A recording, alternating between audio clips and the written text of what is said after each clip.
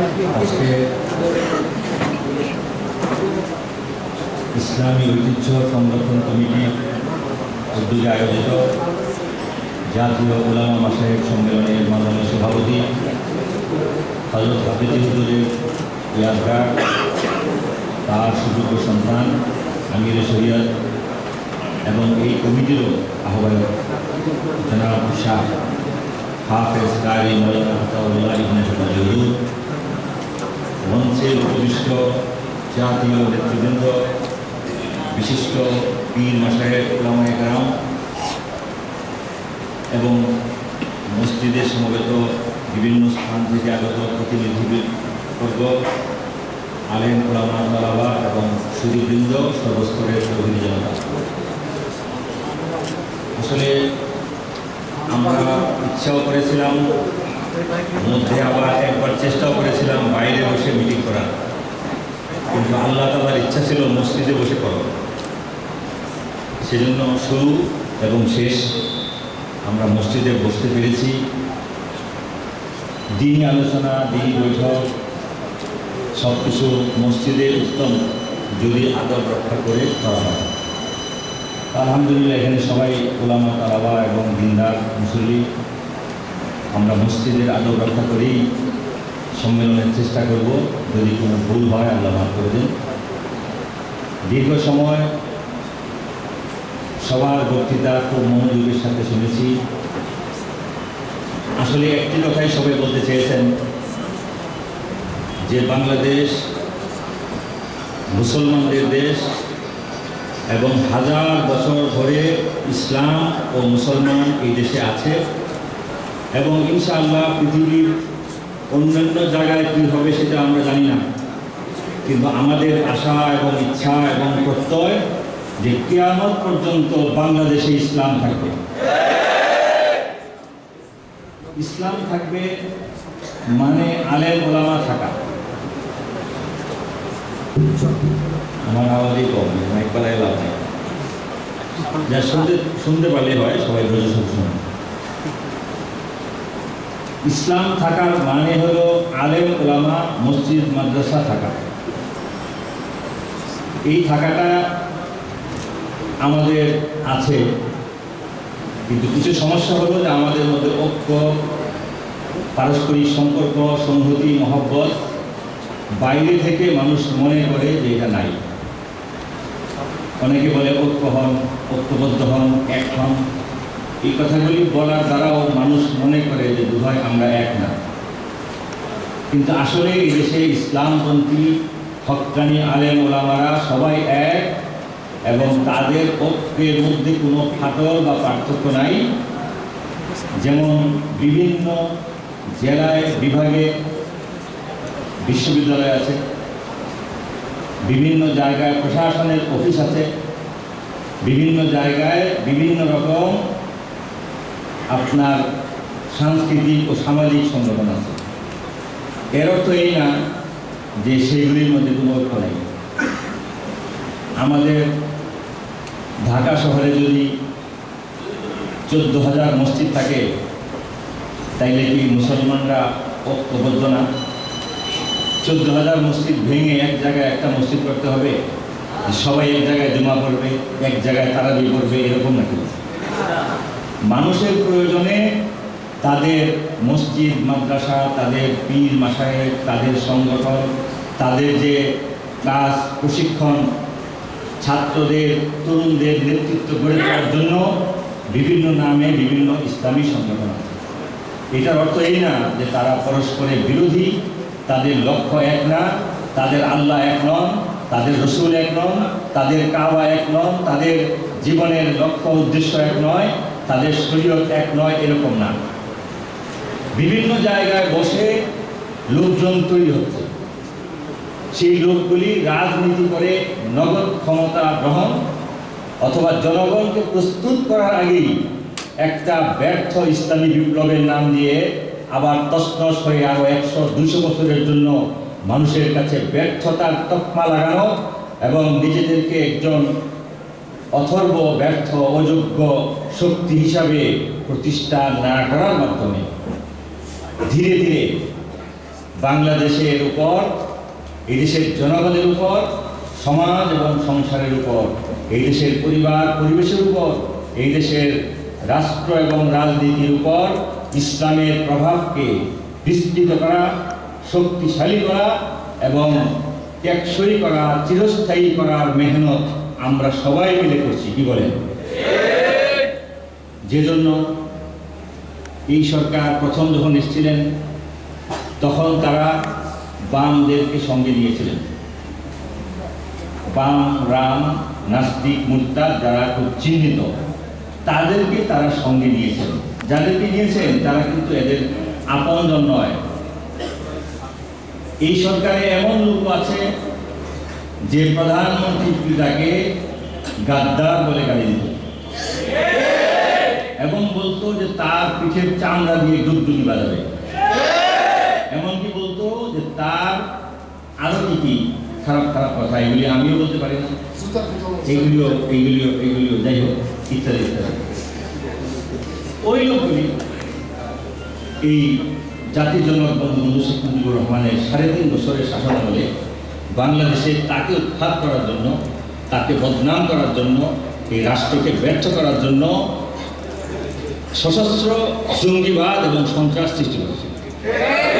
এই দেশে সন্ত্রাস জঙ্গিবাদের জনক এই বাম নেতারা, এবং তারা পরিবেশ তৈরি করার ফলেই তাদেরই একটি অংশ, তাদের দলের লোকজনের সমর্থনে শেখ মুজিবকে হত্যা করা হয়।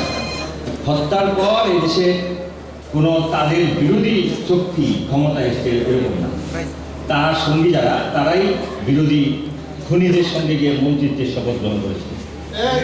এবং তার একান্ত সঙ্গী যিনি আওয়ামী লীগের পরবর্তীতে সভাপতি, তিনি নিজে এই সরকারের, নতুন সরকারের প্রতিনিধি হিসাবে লন্ডনে গেছিলেন। তাকে বলেছিল যে আপনাদের মহান নেতার মৃত্যুতে আপনার অনুভূতি। তিনি বলেছিলেন বাংলাদেশের ফেরাউনের পতন ঘটেছে। এটা আলেমুল উলামা পীর মাশায়েখ বা অন্য কোনো রাজনৈতিক দল বলেন। এইবার ক্ষমতায় আসার পর এই শত্রুদেরকে সঙ্গে নিয়ে একসাথে চলার কৌশল আওয়ামী লীগ গ্রহণ করেছে এবং 1, 2, 3 জন 4 জন হবে তারা একটু মন্ত্রী এমপি অবস্থায় সেখানে আছে।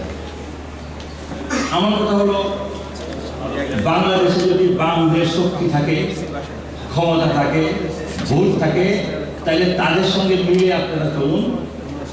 কিন্তু সরকারের মাথায় এই চিন্তাটা আসছে যে এই দেশে তো জনগণ এবং এই দেশের সাধারণ মানুষ তারা আলেম ওলামাদের দ্বারা প্রভাবিত। আলেম ওলামারা যা বলেন, যা বোঝান, সেই জিনিসটি মানুষ মাথায় রাখে এবং জনপ্রিয় হওয়ার জন্য আলেম ওলামাদেরকে একটা পজিটিভ মেসেজ দিতে হবে। মেসেজ দিচ্ছেন, চেষ্টা করছেন। মেসেজটা কি? এটা প্রধানমন্ত্রীর ভুল হচ্ছে, আমাদেরও বুঝতে ভুল। গ্রামে এক বেয়াকুব মূর্খ ছেলে, সে তার মার কাছে বলতেছে যে আমি তো চেয়ারম্যান সাহেবের বা এমপি সাহেবের বাড়িতে গেলাম, আমাকে খুবই সম্মান করেছে। কি করলো? যে আমাকে বসতে দিচ্ছে পাশে, চা খাওয়াইল এবং অনেকক্ষণ আমার তারিফ করলো, আমাকে স্বীকৃতিও দিল, আমাকে সম্মান দিল। মা খুব খুশি যে খুবই তো ভালো। তখন বললো যে কোনো সমস্যা আছে কি? সমস্যা নাই, শুধু আব্বাকে একটু জুতা পেটা করছে। আমার আব্বাকে 2টা জুতা দিয়া পিটায় দিয়েছে, আর মানি মান আল্লাহ রাখে। আমাকে আল্লাহ কি করছেন? আমাকে সম্মান। বাংলাদেশের আলেম ওলামাদেরকে স্বীকৃতি দেওয়া হচ্ছে, ভালো কিনা মন্দ সেটা আলেম ওলামাদের মধ্যে দ্বিমত আছে। আমি সেটার ব্যাপারে মন্তব্য করি না। সমস্ত আলেম ঐক্যবদ্ধ থাকেন, সেটাই চাই। কিন্তু আমাদের সমস্ত আলেম ওলামাদের রুহানি পিতা, আমাদের আলেম ওলামারা যারা ঢাকায় বসবাস করি, তাদের জাতির পিতা। এবং বাংলাদেশের যে কোনো ধরনের আলেম, যে কোনো লাইনের আলেম, তিনি যদি উলামায়ে দেওবন্দ হন, তাইলে তার মানতে হবে যে তিনি হাফেজ হুজুরের রুহানি সন্তান। এই একজন মনীষী, তার নামে আমরা অনুরোধ করি না যে আমাদের বাপের নামে আমাদের একটা রাস্তা দেন, আমাদের নামে একটা রাজপথ দেন। রাস্তার অলি গলিতে কি দিবেন? এই ঢাকা শহর তো উলামায়ে কেরামের শহর। এই শহরে আবার সাইনবোর্ডের নাম দিতে হবে, সেই চিন্তা আমরা করি। কিন্তু তারা তাদের প্রয়োজনে শ্রদ্ধায় হোক, জনপ্রিয়তার জন্য হোক, অথবা বরকত লাভের জন্য হোক, সোয়াবের জন্য হোক, যে কোনো কারণে তারা হাফিজ হুজুরের নাম দিয়েছিলেন। দেওয়ার পর তারা নামটা তুলে দিলেন। তুললেন কার কথায়? দুজন বীর মুক্তিযোদ্ধা। বীর মুক্তিযোদ্ধা স্বাধীনতার একদম প্রতীক। একজনের নাম শাহরিয়ার কবির, যিনি ৭১-এ যুদ্ধ চলার সময় পাক বাহিনীর মুরগি সাপ্লাইয়ের ঠিকাদার ছিলেন। থাকতো কোথায়? ওই কাঁচপুর ব্রিজের কাছে। কাঁচপুর ব্রিজের নিচে মুরগির দোকান খুলে নরসিংদী নারায়ণগঞ্জ থেকে মুরগি এনে পাক বাহিনীদেরকে তিনি সাপ্লাই দিতেন। কত বড় মুক্তিযোদ্ধা! মুরগি যোদ্ধা। আর মুনতাসির মামুন, তিনি নাম হলো মুনতাসির আহমদ খান মামুন। তার পুরো ফ্যামিলি, তার চাচা, তার বাবা মিসবাউদ্দিন আহমদ, তার চাচাদের মধ্যে মহিউদ্দিন খান আলমগীর, বুরহানুদ্দিন খান জাহাঙ্গীর, মহিউদ্দিন খান আলমগীর, বুরহানুদ্দিন খান জাহাঙ্গীর, মুনতাসিরউদ্দিন খান মামুন। উনি একজন তাগড়া যুবক। ঢাকা ইউনিভার্সিটিতে বসে পাক বাহিনীর বেতন ভাতা নিয়ে গবেষণা করতেন। পরিবার হল রাজাকার।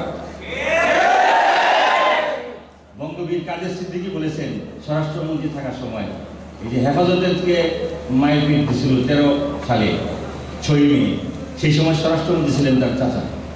বলেছিলেন যে 9 মাস যারা পাক বাহিনীর হয়ে এসডিউ ডিসি হিসাবে চাকরি করেছিল, বঙ্গবন্ধুর আহ্বানে সাড়া দেয় নাই, মুক্তিযুদ্ধের আহ্বানে সাড়া দেয় নাই, তারা 16 তারিখে মুক্তিযুদ্ধ হয়েছে। 16 ডিসেম্বর ভাঙ্গা বন্দুক নিয়ে ঢাকায় লুঙ্গি পিঞ্জা নাচতেছে মুক্তিযোদ্ধা। আর 9 মাস পর্যন্ত ঢাকা ইউনিভার্সিটির যুবক ছেলে পাক বাহিনীর টাকা খেয়ে লেখাপড়া করতো। এই দুজন লোক ছাড়া আর কোনো লোক পায় নাই। শেখ হাসিনা কোনো লোক পান নাই। মুক্তিযুদ্ধের ইতিহাস লিখতে আপনাদের লোক না থাকলে আমাদেরকে বলেন, লিখে দিই। মুক্তিযুদ্ধের ইতিহাস লেখার জন্য পাক বাহিনীর মুরগি চোর আর বঙ্গবন্ধুর সঙ্গে দ্বিমত করে ঢাকা ইউনিভার্সিটিতে যে বুদ্ধিজীবীরা পাক বাহিনীর তত্ত্বাবধানে তাদের বেতন বেতন খেয়েছিল, সেই দুজন লোক পাইছেন।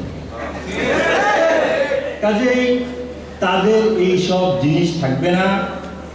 প্রধানমন্ত্রী বলেছেন যে আলেম ওলামাদের প্রতি আমার শ্রদ্ধা আছে। কওমি মাদ্রাসাই হলো আদি শিক্ষা। কওমি মাদ্রাসাই এই দেশের প্রথম শুরু। কওমি মাদ্রাসার মান আমি দিলাম, আলহামদুলিল্লাহ, ঠিক আছে। কিন্তু উনি বলছেন যে মূর্তি সম্পর্কে আমার জানা ছিল না, হইতেও পারে। কারণ কারণ কারণ আমরা রাস্তায় যে চিৎকার করি, পত্রিকায় লেখালেখি করি, আমরা যে বিষয়গুলি রাস্তায় করি, সেগুলি ওনার কাছে যদি কেউ পৌঁছায় তাইলে পৌঁছে, না পৌঁছতেও পারে। কিন্তু উনি আসলে কি বলেছেন সেটা হলো যে প্রধান বিচারপতির অফিসে যে মূর্তি লেগেছে, এটা সরকারের নির্বাহী বিভাগের সঙ্গে পরামর্শ করে আমাদের বাজেট নিয়ে করতে হয় না। এখানে কিন্তু একটা বিশেষ মেসেজ আছে যে প্রধান বিচারপতি যিনি মূর্তি দিয়েছেন হিন্দু ভদ্রলোক সুরেন্দ্র কুমার সিনহা। মূর্তির বরকত কিন্তু সুনামগঞ্জে শুরু হয়ে গেছে। তার দেশ সুনামগঞ্জ, হবিগঞ্জ, নেত্রকোনা, ময়মনসিংহের যে ভাটি এলাকা, সেখানে ধানের অবস্থা কি আপনারা খবর নেন? হাঁস পর্যন্ত মরা শুরু হয়েছে। কোনোদিন যা হয় নাই, সেই মাছের মরক লেগেছে। কাজে দেবী মূর্তির যে বরকত তিনি আমাদের সুপ্রিম কোর্টের সামনে দিয়েছেন, তার কিছু অংশ তার এলাকায় চলে গেছে। আর বাকি বরকত রহমত যা হবে সেটা জাতির উদ্দেশ্যে আসছে। এর আগে আলেমরা নিজেদের মনের কান্নায়, নিজেদের ভিতরের ক্ষোভ, দুঃখ, বেদনায় চিৎকার করছেন। আমাদের চরমোনায়ের বর্তমান পীর সাহেব গতকাল মহাসমাবেশ ছিল, সেখানে বলেছেন যে মূর্তি যদি তারা না সরায়, ঈদের পরে মহা আন্দোলনের ডাক দিবেন। আমার খেয়াল এটা ওনার আন্দোলনের ধারা ধীরে ধীরে বলতে হবে। আলেম ওলামারা তো দিয়েছেন সময়, কিন্তু আমার যেটা মনে হয় ঢাকা শহরে যারা আলেম ওলামা পীর মাশায়েখ নয়, সাধারণ মানুষ যারা এত বেশি ইসলামের অনুসারী বটে কিন্তু আমল আখলাক তেমন নাই, তাদের মধ্যে আবার একটা কানাকানি শুরু হয়েছে যে রমজানের চাঁদ ওঠার সময় নাকি তারা রাত্রে ধরবে না। রমজানের সময়ে 30 দিন তারাবি হবে, আর ঢাকা শহরের মধ্যে মূর্তি বহাল থাকবে। আবার ঈদের সময় জাতীয় ঈদগায় জাতীয় ঈদের জামাত হবে, সেই জামাতের সময় পাশে মূর্তির দেবী তরবারি নিয়ে দাঁড়িয়ে থাকবেন। এই ধৈর্য ঢাকার যুব সমাজের নাই।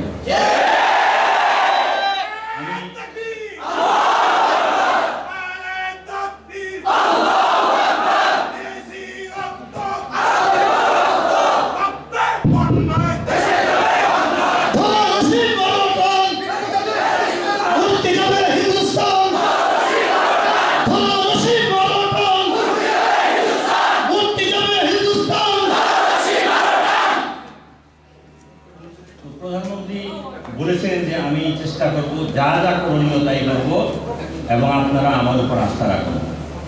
যদি প্রধানমন্ত্রী যা যা করণীয় সব কিছু করার পরেও এত শক্তিশালী হয় বাংলাদেশের বিচার ব্যবস্থা যে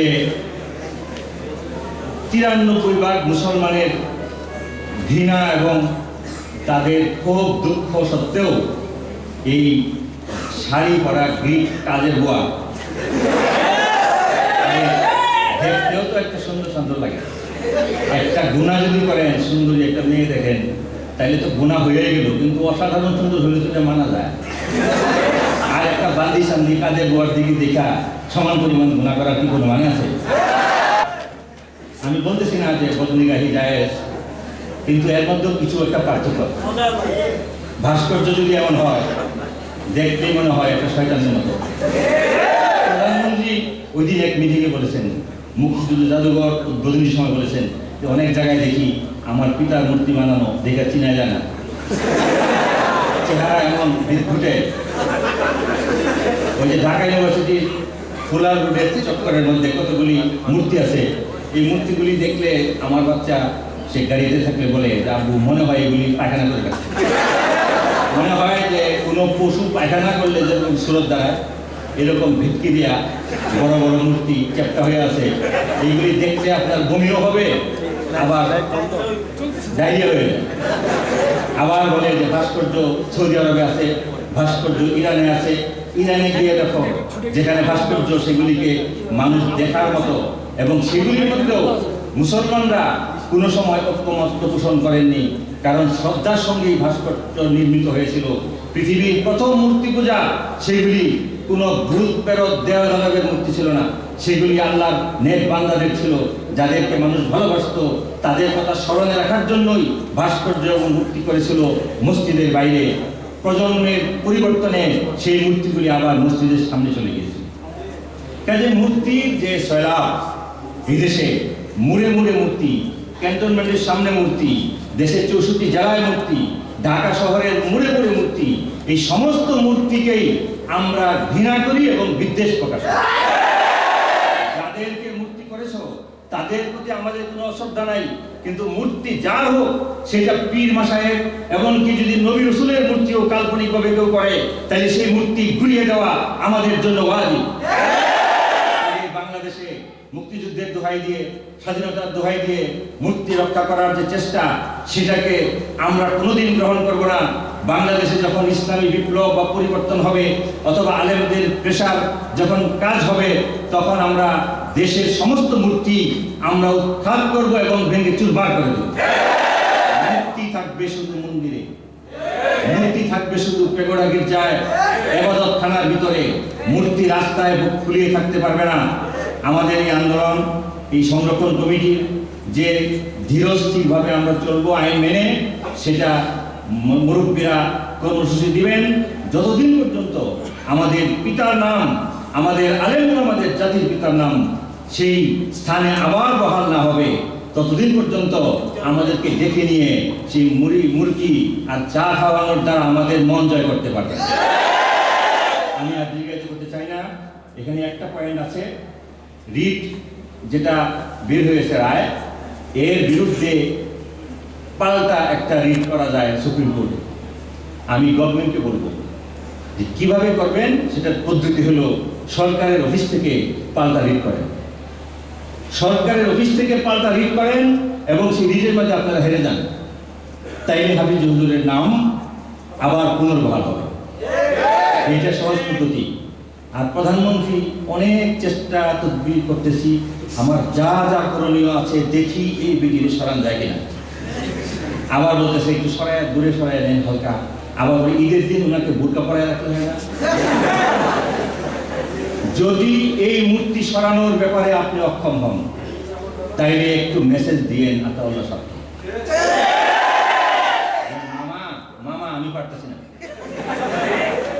তখন দেখব বাংলাদেশে কে জাতীয় ঈদগাহ এবং বিচারালয়ের সামনে মূর্তি রাখে, তাদের কতদিন আর আমাদের কতদিন। অন্য জায়গায় আমরা সমর্থন বা সাহায্য করতে নাও পারি, মূর্তি ভাঙার সময় যদি আপনি মামাকে ডাকেন, তাহলে মামার সঙ্গে আমরা কোটি কোটি ভাগনা প্রস্তুত।